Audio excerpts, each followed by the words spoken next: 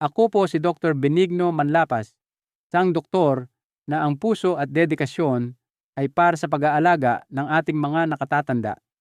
Kung kayo po ay lampas, nasa edad na 65 at madalas pa ring nagigising ng alas 2 o alas 3 ng madaling araw para umihi, kahit napagod kayo at pakiramdam ninyo ay halos wala namang laman ang inyong pantog, hinihiling ko po na makinig kayong mabuti. Dahil ang inaakala ninyong normal na gawi ay maaaring tahimik na ginugulo ang kakayahan ng inyong utak na makatulog. Sa aking karanasan, nakita ko na ang napakaraming senior sa iba't ibang dako ng Pilipinas na gabi-gabing nagdurusa na hindi man lang namamalayan na ang tunay na dahilan ay isang bagay na kasing simple ng kung paano sila umiinom ng tubig bago matulog. Ngayong araw, ipapakita ko sa inyo ang isang baso, oo, isang baso lang, na maaaring makatulong sa inyo na makatulog ng mahimbing sa loob ng 8 buong oras nang hindi nagigising para umihi. Walang gamot, walang mahika, kundi isang mas matalinong paraan upang suportahan ang inyong tumatandang utak at pantog na sinusuportahan ng tunay na agham. Pero bago po iyon, gusto ko munang marinig mula sa inyo. Saang lugar po kayo nanonood ngayon at anong oras na po diyan? Paki-share po sa comments. Talaga pong inaabangan kong marinig mula sa inyo. At kung handa na kayong matulog ng mas mahimbing, pindutin nyo na po ang subscribe button. Siguradong ayaw ninyong makaligtaan ang mga susunod kong ibabahagi. Pagdating ng edad 16, maraming nakatatanda ang tahimik na napapansin na hindi na kasing dali ang pagtulog kumpara noong mga mas bata pa sila. Humihiga kayo ng alas 10 ng gabi, pagod sa buong araw, ngunit nananatiling aktibo ang isipan, naglalakbay, naghihintay, minsan ay balisa pa. Kahit handa na ang katawan para magpahinga, tumatanggi ang utak na mag-switch off. At sa oras na dumating ang antok, umaga na pala. Ngayon, hayaan ninyong sabihin ko ang isang napakahalagang bagay, aking kaibigan. Hindi lang ito dahil sa pagtanda. May mas malalim na dahilan na nakaugat sa kung paano nagbabago ang inyong utak at katawan pagkatapos ng 60. At tinutulungan tayo ng siyensya na maunawaan ito. Alam niyo po ba? Ang utak ay binubuo ng higit sa 70% na tubig. Ngunit pagkatapos ng edad 60, nagsisimula itong mawalan ng tubig ng 2 beses na mas mabilis kaysa dati. Kahit na sapat ang iniinom ninyong tubig sa maghapon, maaaring hindi ito nasisipsip ng maayos ng mga selula sa inyong katawan. Ito ay dahil kailangan ng inyong mga selula ng ilang partikular na mineral tulad ng magnesium, potassium, at zinc para mahigop ang tubig papasok. Kung wala ang mga mineral na ito, ang tubig na inyong iniinom ay dumadaan lang ng hindi nakakarating sa mga lugar kung saan ito pinakamahalaga, tulad ng inyong utak at mga ugat. Dito na po nagiging mas seryoso. Kapag ang inyong utak ay medyo na-dehydrate, hindi nito kayang i-regulate ang mga sleep hormone tulad ng dati. Ang melatonin, ang hormone na marahang nagbibigay senyales sa inyong katawan na magpahinga, ay humihina at hindi na gaanong maaasahan habang tumatanda. Kaya, kahit madilim ang kwarto at kalmado ang kapaligiran, maaaring hindi natatanggap ng inyong utak ang mensahe na matulog na. Sa halip na katahimikan, nakakaramdam kayo ng pagkabalisa na parang mayroon pang hindi natapos sa loob ninyo kahit tapos na ang araw. May isa pa pong tahimik na dahilan kung bakit nagiging mas mahirap ang pagtulog. Ito ay ang tinatawag na nervous system inflammation o pamamaga sa sistema ng nerbiyos. Hindi po ito nangangahulugan ng sakit o lagnat. Ito ay isang mababang antas ng tensyon sa loob ng inyong mga ugat na dulot ng pagtanda, stress, at maging ng ilang pagkain.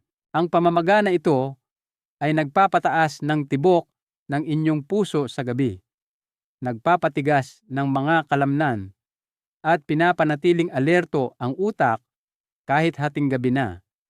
Para bang ang inyong katawan ay nasa day mode sleep pa rin kahit sinasabi ng orasan na oras na para magpahinga. Ito po, aking minamahal na senior, ang dahilan kung bakit maraming tao ang nakakaramdam ng pisikal na pagod, ngunit hindi pa rin makatulog. Hindi pa handa ang kanilang nervous system. Hayaan ninyong magbahagi ako ng isang tunay na kwento. Si Aling Lita, isang 60 taranang pulas, taong gulang na retiradong guro mula sa Quezon City, ay lumapit sa akin at sinabing, "Dok, natutulog ako sa tamang oras pero tila iniwan na ako ng antok." Inangsuriin namin ang kanyang hydration at mga antas ng mineral. Napakababa nito, lalo na ang magnesium at potassium. Gumawa kami ng maliliit na pagbabago. Nagdagdag ng mga pagkaing mayaman sa mineral, maligamgam na tubig na may pink salt sa gabi, at isang simpleng pagsasanay sa paghinga bago matulog. Sa loob ng 10 araw, sabi niya, nakatulog ako ng 6 na oras ng diretso. Unang beses sa loob ng maraming taon. Pakiramdam ko ay naibalik ko ang isang bahagi ng aking sarili. Kaya kung kayo po ay gising sa gabi at iniisip na may mali sa inyo, pakitandaan po na hindi kayo sira. Ang inyong katawan ay simpleng humihingi ng kaunting dagdag na suporta sa isang lengguwahe na natutunan nito sa pagtanda. At kapag naunawaan ninyo kung ano ang kailangan nito, tubig na umaabot sa kaibuturan, mga mineral na nagpapakalma, at isang ritual para mapahinga ang mga ugat, ang tulog ay maaaring bumalik. Hindi dahil pinilit ninyo, kundi dahil sa wakas ay nakakaramdam na ng sapat na kaligtasan ang inyong katawan para bumitaw. At diyan po, mahal kong kaibigan, nagsisimula ang paggaling. Hindi sa mga tableta, hindi sa pakikibaka, kundi sa pag-unawa at pag-aalaga. Isang karaniwang pagkakamali, habang mas pagod kayo, mas mahirap makatulog dahil hindi pa napapakalma ang inyong mga ugat. Maraming mga senior sa buong Pilipinas ang nagsasabi ng parehong bagay gabi-gabi. Dok, pagod na ako pero hindi pa rin ako makatulog. Tapos na kayong maghapunan, pinatay na ang mga ilaw, humiga na at ipinikit ang mga mata, ngunit walang nangyayari. Sa halip na mahimbing sa pagtulog, nananatiling alerto ang inyong isipan, nag-iisip, nag-aalala, kahit na ang inyong katawan ay sabik ng magpahinga. At habang mas lalo kayong napapagod, mas lalo itong nagiging mahirap. Ito ay maaaring maging nakakadismaya, nakakalito, at sa paglipas ng panahon, nakakadurog ng puso. Ngayon, hayaan ninyong ipaliwanag ko ang isang bagay na hindi napagtatanto ng karamihan.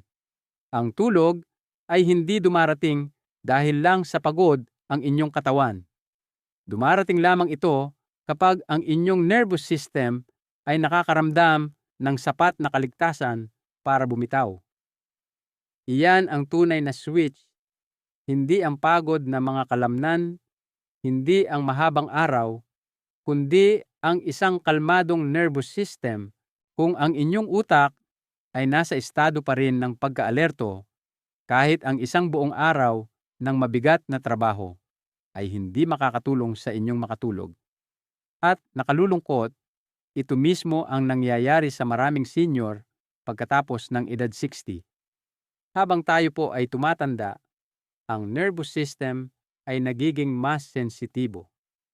Ang mga bagay na madali nating nakakayanan noong kabataan, stress, ingay, mga alalahanin ay mas matagal nang nananatili sa loob ng katawan.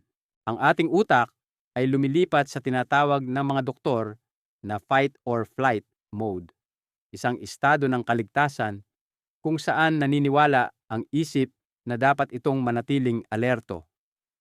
Maaaring nagsimula ito maraming taon na ang nakalipas matapos ang pagkawala ng isang mahal sa buhay, presyon sa pagreretiro, stress sa pananalapi o isang problema sa kalusugan. At kahit na lumipas na ang sitwasyon, minsan ay nananatili ang katawan sa alertong mode na iyon ng tahimik gabi-gabi. Kaya maaaring nakahiga kayo sa inyong kama, ngunit sa loob-loob ninyo ay mas mabilis ang tibok ng inyong puso. Ang inyong paghinga ay nananatiling mababaw at ang inyong mga kalamnan ay bahagyang naninigas. Wala kayo sa panganib, ngunit iniisip pa rin ng inyong katawan na mayroon. At hanggat hindi nagbabago ang senyas na iyon, hindi maaaring magsimula ang pagtulog. Gaano man kayo kapagod, gaano man kayo katagal maghintay, hindi mag-o-off ang utak hanggat hindi ito nakakaramdam ng kalmado at seguridad. Ito ang dahilan kung bakit nagiging mas mahirap ang pagtulog. Hindi dahil sa katamaran o katandaan, kundi dahil ang inyong nervous system ay humihingi ng tulong. Ngayon, narito po ang magandang balita. Mahal kong senior, ang inyong nervous system ay maaaring pakalmahin ng dahan-dahan, natural, at ligtas sa tamang suporta. Dito pumapasok ang napakahalagang papel ng mga mineral tulad ng magnesium, potassium, at zinc. Ang magnesium ay tumutulong na i-relax ang mga naninigas na kalamnan at pabagalin ang sobrang aktibong mga signal ng ugat tulad ng isang mainit na kamay na nagpapakalma sa isang hindi mapakaling bata. Ang potassium ay sumusuporta sa isang matatag na tibok ng puso at nagpapababa ng mga pagtaas ng stress na maaaring gumising sa inyo sa gabi. At ang zinc, isang tahimik na bayani, ay sumusuporta sa produksyon ng melatonin na siyang hormone na tumutulong sa inyong utak na malaman kung oras na para matulog. Ang mga mineral na ito ay hindi sleeping pills. Hindi nila kayo pinapatumba o pinipilit ang inyong katawan na magsara. Sa halip, ibinabalik nila ang balanse. Pinapakalma nila ang inyong sistema upang maalala muli ng inyong katawan kung paano magpahinga. Tulad ng kung paano pinapakalma ng musikang klasikal ang isipan, nang hindi ito ginagawang mapurol, pinapakalma ng mga mineral na ito ang inyong mga ugat na nga hindi kayo nakakaramdam na parang sedated. At kapag naramdaman ng inyong nervous system na ito ay suportado, ang tulog ay nagsisimulang dumating ng natural, mabagal sa simula, at pagkatapos ay mas malalim sa paglipas ng panahon. Ibabahagi ko ang kwento ni Mang Carding, isang 70 taong gulang na magsasaka mula sa Bulacan. Sa loob ng maraming taon, nahirapan siyang makatulog. Gising siya hanggang 2:00 ng madaling araw gabi-gabi, pagod na pagod, ngunit hindi makapag-switch off. Ipinakilala namin ang isang simpleng routine, maligamgam na mineral water 1 oras bago matulog, banayad na pag-uunat ng binti, at 10 minuto ng malalim na paghinga. Pagkatapos lamang ng 1 linggo, tumawag siya at sinabing, "Dok, nakatulog ako ng 6 na oras nang hindi nagigising. Pakiramdam ko ay bumalik na ang dati kong sarili." Kaya, mahal kong tagapakinig, kung pagod na rin kayong mapagod, alalahanin niyo po ito. Hindi kayo nag-iisa at hindi kayo nabibigo. Naghihintay lang ang inyong katawan para sa tamang uri ng mensahe, ang tamang uri ng pangangalaga. At sa sandaling simula ninyong ibigay kung ano ang kailangan nito, hindi mas maraming presyon, kundi mas maraming nutrisyon. Ang tulog ay babalik sa inyo, hindi sa pamamagitan ng pakikibaka, kundi sa pamamagitan ng kahinahunan. At kapag nangyari iyon, pasasalamatan kayo ng inyong katawan tuwing umaga. Pagkatapos ng napakaraming gabing walang tulog, natural na maramdaman na tila nakalimutan na ng inyong katawan kung paano magpahinga. Sinubukan nyo na ang lahat, mainit na gatas, kaunting tubig, pagbibilang ng tupa, ngunit nananatiling dilat ang mga mata at paikot-ikot ang isipan. Maaaring pakiramdam nyo ay na-stuck ang inyong utak sa isang loop, hindi mahanap ang dating daan pabalik sa pagtulog. At habang mas sinusubukan ninyong makatulog, tila mas lalo itong lumalayo. Ngunit, paano kung ang sagot ay hindi tungkol sa pagsisikap pa, kundi sa pagbibigay sa inyong katawan ng isang banayad na senyales para bumalik? Dito tahimik na nakakatulong sa mga nakatatanda sa buong Pilipinas ang tinatawag na Smart Sleep Glass upang matuklasang muli ang mahimbing na gabi. Hindi ito tableta, hindi tonic, ni hindi isang espesyal na halamang gamot, kundi isang simpleng baso ng maligamgam na mineral water na iniinom 1 oras bago matulog. Ngunit ang paraan ng paggana nito ay parehong maganda at makapangyarihan. Hindi nito kayo pinapatumba tulad ng isang pampatulog. Sa halip, bumubulong ito sa inyong nervous system, marahang sinasabi na ligtas ng bumitaw. Ito ang tinatawag naming isang biological suggestion, hindi isang chemical push. Kaya, ano ang pinagkaiba nitong Smart Sleep Glass sa ordinaryong tubig? Ang sikreto ay nasa 3 simpleng mineral na tahimik na inaasahan ng inyong katawan: magnesium, potassium, at zinc. Kapag ininom sa tamang dami at sa tamang oras, ang mga mineral na ito ay tumutulong na ibalik ang natural na ritmo ng pagtulog. Hindi sila gumagana tulad ng mga gamot. Gumagana sila tulad ng mga memory trigger na nagpapaalala sa inyong utak kung ano ang pakiramdam ng tunay na pahinga. Magsimula tayo sa magnesium. Isipin ang magnesium bilang isang pampakalma para sa inyong katawan. Dahan-dahan nitong nire-relax ang mga naninigas na kalamnan, pinapabagal ang sobrang aktibong mga signal ng ugat, at pinapawi ang tensyon na dala-dala ng maraming senior sa kanilang dibdib at balikat. Kung madalas kayong gising na hindi mapakali o nararamdaman ninyong kumikibot ang inyong mga binti sa gabi, ang mababang magnesium ay maaaring bahagi ng problema. Ang pagdaragdag nito sa inyong panggabing baso ay parang isang mainit na kamay na dahan-dahang nakapatong sa inyong nervous system. Sumunod naman ang potassium, isang mineral na nagpapanatiling matatag sa ritmo ng inyong puso at matatag sa inyong mga ugat.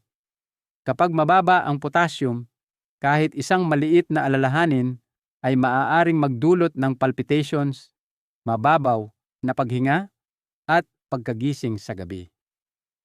Lalo na sa mga nakatatanda na namamahala ng presyo ng dugo o diabetes, ang mga antas ng potassium ay maaaring tahimik na bumaba ng hindi napapansin.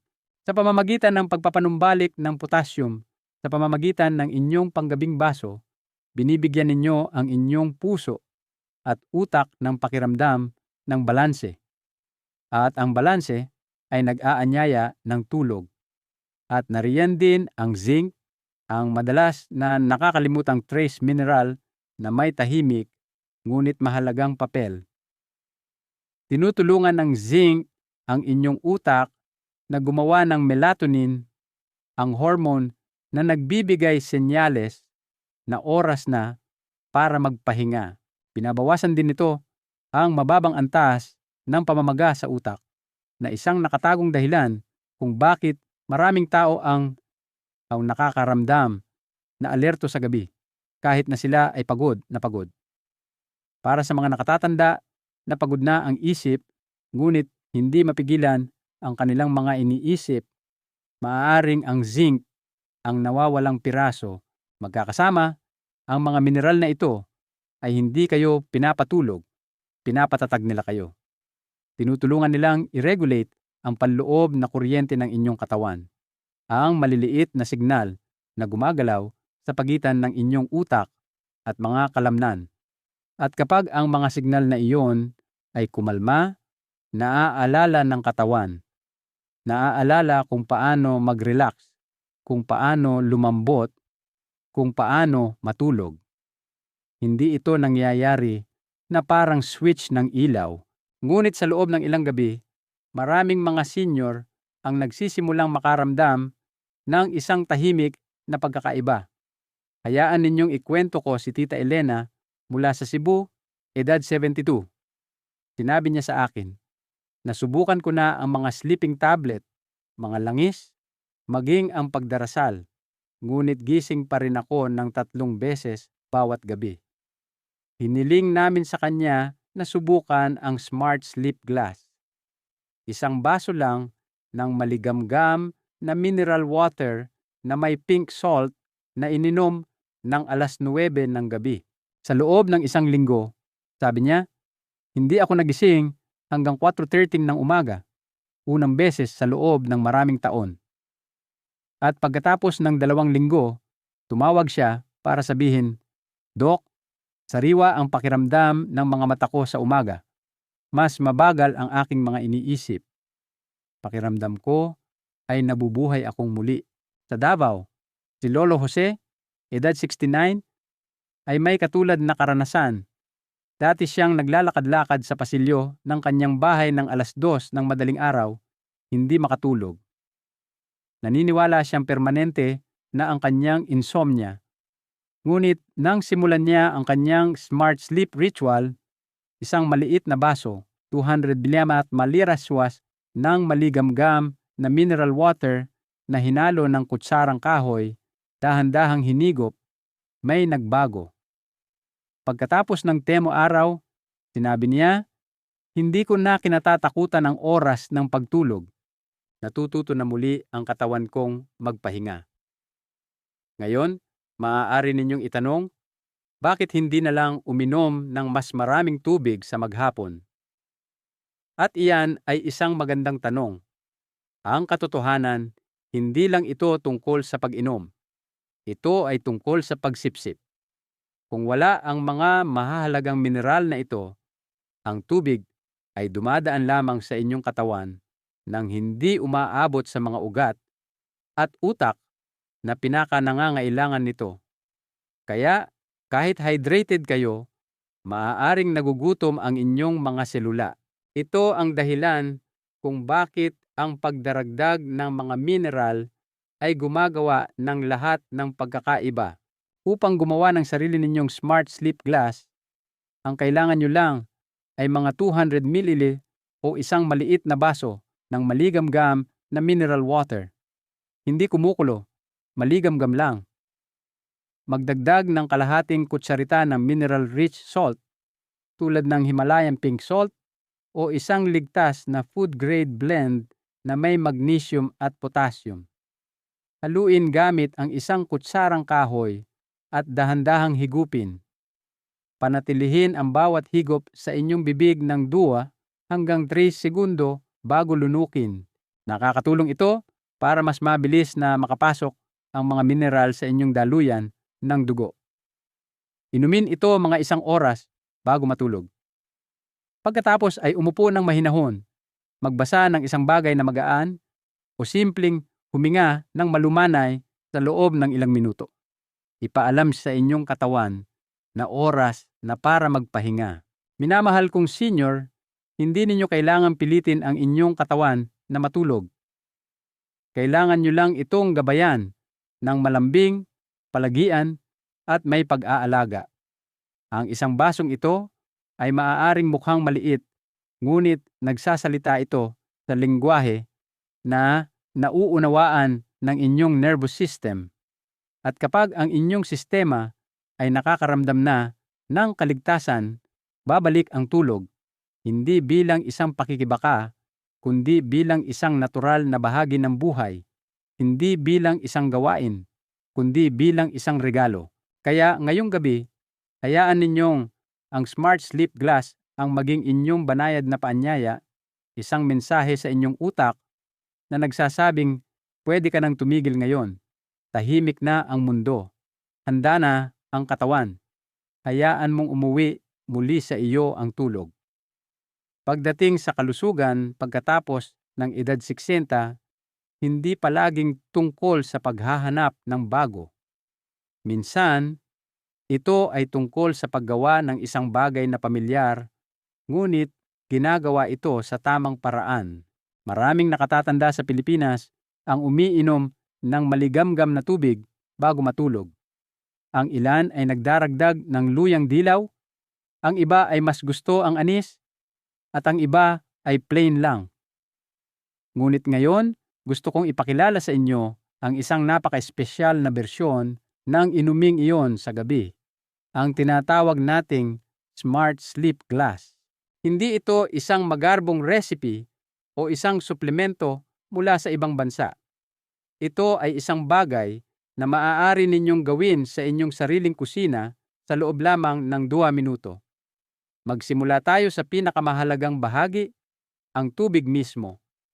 Kakailanganin ninyo ng mga 200 ml ng malinis na mineral water. Iyan ay halos isang maliit na baso, ang uri na marami sa atin ang ginagamit sa bahay. Huwag itong pakuluan at huwag itong inumin ng malamig. Painitin lamang ito hanggang sa medyo mainit sa paghawak, sa paligid ng 32 hanggang 35 degrees Celsius. Isipin ang init ng tubig na naiwan sa araw sa loob ng 1 oras, sapat lang para maging komportable sa inyong tiyan at gayahin ang natural na temperatura ng inyong katawan. Susunod, magdaragdag kayo ng kaunting mineral-rich salt. Kalahating kutsarita lang ay sapat na. Maghanap ng asin na naglalaman ng magnesium, potassium, at zinc. Ito ang mga mineral na kailangan ng inyong katawan para mag-relax at i-regulate ang pagtulog. Maraming tao sa Pilipinas ang gumagamit na ng Himalayan pink salt at iyon ay isang magandang option. Ngunit, kung maaari, pumili ng isang di kalidad na asin na partikular na hinaluan para sa trace minerals na makikita sa karamihan ng mga health store o butika. Ngayon, heto ang isang bagay na nakakaligtaan ng karamihan. Ang uri ng kutsarang ginagamit ninyo. Iwasan ang paggamit ng metal na kutsara para haluin ang tubig. Bakit? Dahil ang ilang trace minerals ay maaaring mag-react sa metal at mawala ang kanilang bisa. Sa halip, gumamit ng isang kutsarang kahoy o kahit isang malinis na kahoy na chopstick at haluin ng dahan-dahan at may pag-iingat. Hindi lang kayo gumagawa ng inumin. Naghahanda kayo ng isang ritual, isang banayad na senyales sa inyong nervous system na darating na ang pahinga. Pagdating ng oras para uminom, huwag magmadali. Umupo ng mahinahon, hawakan ng baso gamit ang 2 kamay at uminom ng maliliit at mabagal na higop. Sa bawat higop, hayaang manatili ang tubig sa ilalim ng inyong dila sa loob ng 2 hanggang 3 segundo bago lunukin. Maaaring kakaiba ito sa simula, ngunit pinapayagan nito ang inyong mucous membranes na direktang sipsipin ang mga mineral papunta sa daluyan ng dugo. Ang mas mabilis na pagsipsip ay nangangahulugan na mas maagang nakukuha ng inyong katawan ang nakakakalmang epekto nang hindi na kailangang dumaan sa buong proseso ng panunaw. Ngayon, pag-usapan natin ang tamang oras dahil ang tiempo ay napakahalaga. Inumin ang Smart Sleep Glass na ito mga 60 minuto bago ang inyong regular na oras ng pagtulog. Kaya, Kung karaniwan kayong natutulog ng alas 10 ng gabi, tapusin ang inyong inumin bandang alas 9 ng gabi. At pakiusap, huwag itong inumin ng walang laman o sobrang puno ang tiyan. Ang isang magaan na hapunan bago mag alas 7:30 ng gabi ay mainam, nasusundan ng inumin, at pagkatapos ay isang nakaka-relax na aktibidad tulad ng magaan na pagbabasa, pagdarasal, o pakikinig sa malumanay na musika. Kung kayo ay isa sa mga madalas na nagigising sa pagitan ng alas 2 at alas 4 ng madaling araw, maghanda ng kalahating baso at takpan ito sa tabi ng inyong kama. Gumamit ng isang maliit na termos o isang baso na may takip para mapanatili itong maligamgam at malinis. Kung magising kayo, huwag abutin ang inyong cellphone o buksan ang matingkad na ilaw. Sa halip, uminom ng ilang higop ng maligamgam na tubig ng dahan-dahan tulad ng dati at humiga muli na may mabagal na paghinga. Para sa maraming senior, ang simpleng hakbang na ito ay tumutulong sa katawan na bumalik sa pagtulog, hindi dahil sa pagod, kundi dahil sa kalmado. Ngayon, may gusto po akong sabihing mahalaga. Minamahal kong senior. Ang inuming ito ay hindi lang tungkol sa tubig o sa asin. Ito ay tungkol sa ritual, ang kilos ng pagsasabi sa inyong katawan na ito ay ligtas, na tapos na ang araw at na pinapayagan ng magpahinga. Isipin ito tulad ng pagsisindi ng kandila sa dapit hapon o pagtiklop ng inyong mga kamay bago manalangin. Nakakatulong ang mga mineral, oo, ngunit ang pagiging regular at ang intensyon ang tunay na lumilikha ng pagbabago. Ibahagi ko ang kwento ni Tita Puring mula sa Naga, edad 71. Nag-aalinlangan siya noong una. Sabi niya, "Dok, 10 taon na akong may problema sa pagtulog. Paano makakatulong sa akin ang isang basong tubig?" Ngunit sinunod niya ang mga tagubilin ng may kahinahunan. Parehong oras bawat gabi, parehong tasa, parehong kutsara, parehong kalmadong paghinga. Pagkatapos ng 10 araw, tumawag siya sa akin at sinabing, "Kagabi, isang beses lang akong nagising at noong isang gabi, hindi man lang. Sa unang pagkakataon sa loob ng maraming taon," sabi niya, "pakiramdam ko ay nagising ako bago pa ang alarma, hindi dahil sa takot, kundi dahil sa pahinga." Kaya pakitandaan po na hindi ito isang lunas at hindi ito isang mabilisang solusyon. Ito ay isang pakikipag-usap sa inyong katawan, tahimik, tuloy-tuloy, at puno ng pag-aalaga. Kapag ginawa ninyo ito gabi-gabi, nagsisimulang magtiwala muli ang inyong nervous system. At ang tiwalang iyon ang nagbubukas ng pinto sa malalim at nagpapagaling na tulog. Hindi ninyo kailangang gumawa ng higit pa. Kailangan nyo lang itong gawin ng may sinseridad, may kahinahunan, at may pag-asa. Dahil hindi nakalimutan ng inyong katawan kung paano matulog. Naghihintay lang ito ng isang banayad na paalala. At ang paalalang iyon ay maaaring magsimula sa isang maliit na baso na hawak sa inyong mga kamay, puno ng init at iniaalay ng may intensyon. Minamahal kong senior, kung may isang bagay akong nais ninyong makuha mula sa video na ito po iyon. Ang tulog ay hindi isang laban. Hindi ito isang bagay na dapat ninyong habulin o sakupin o kontrolin ng pilit. Ang tunay na tulog ay hindi tumutugon sa presyon. Tumutugon ito sa kapayapaan. At para sa ating nasa edad 60 at 70, ang kapayapaang iyon ay nagsisimula sa pamamagitan ng pakikinig sa mga tahimik na pangangailangan ng ating katawan. Alam niyo po, ang pagtulog ay hindi lang pahinga. Ito ay isang panahon kung kailan pinapagaling ng inyong katawan ang nasira ng araw. Ito ay kung kailan inaayos ng inyong utak ang alaala, kung kailan bumabagal ang inyong puso para makabawi, at kung kailan dahan-dahang huminahon ang inyong mga emosyon. Ang tulog ay hindi ang katapusan ng araw. Ito ang simula ng pag-aayos, at kapag ito ay nawala, may isang bagay sa loob na nagsisimulang manakit ng tahimik. Ngunit nais kong sabihin ito sa inyo ng buong katapatan at pagmamalasakit. Hindi po kayo sira. Walang mali sa inyong isipan. At hindi nakalimutan ng inyong katawan kung paano magpahinga. Naghihintay lamang ito. Naghihintay para sa tamang senyales, tamang suporta, tamang uri ng pangangalaga. At minsan, ang senyales na iyon ay hindi komplikado.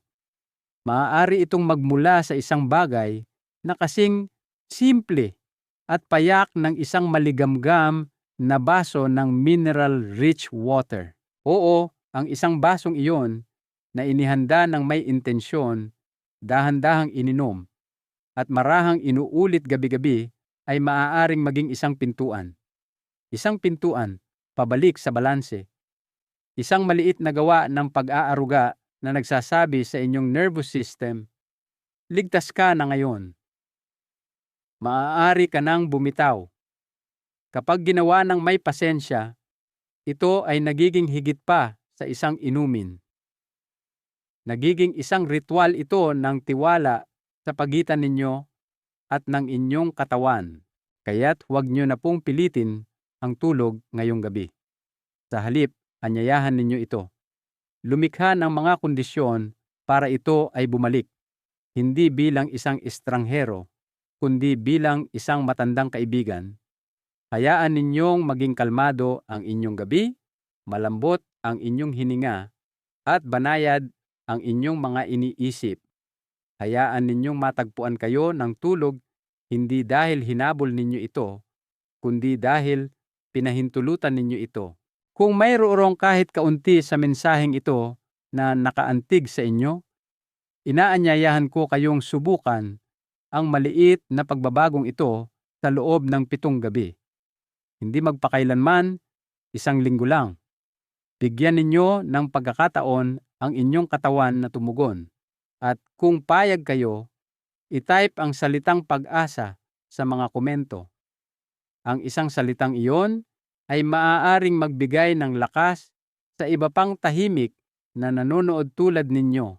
Ang mahalagang aral dito ay ang pag-aalaga sa ating sarili habang tayo ay tumatanda ay hindi nangangailangan ng mga komplikadong solusyon, kundi ng pakikinig sa ating katawan at pagbibigay dito ng simpleng suporta na kailangan nito.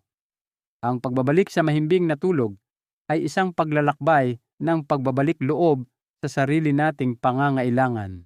Kung nakatulong po ito sa inyo, huwag po sanang kalimutang mag-subscribe sa channel na ito para maipagpatuloy natin ang paglalakbay na ito ng sama-sama, natututo, gumagaling, at nagpapahinga ng mas maayos, isang gabi sa bawat pagkakataon. Ibahagi po ninyo ang video na ito sa isang taong mahalaga sa inyo, isang kaibigan, kapatid, o inyong asawa. Dahil ang mahimbing na tulog ay hindi isang luho. Ito ay isang karapatan. At pagkatapos ng lahat ng inyong naibigay sa buhay na ito, karapat-dapat po kayong magpahinga ng maayos.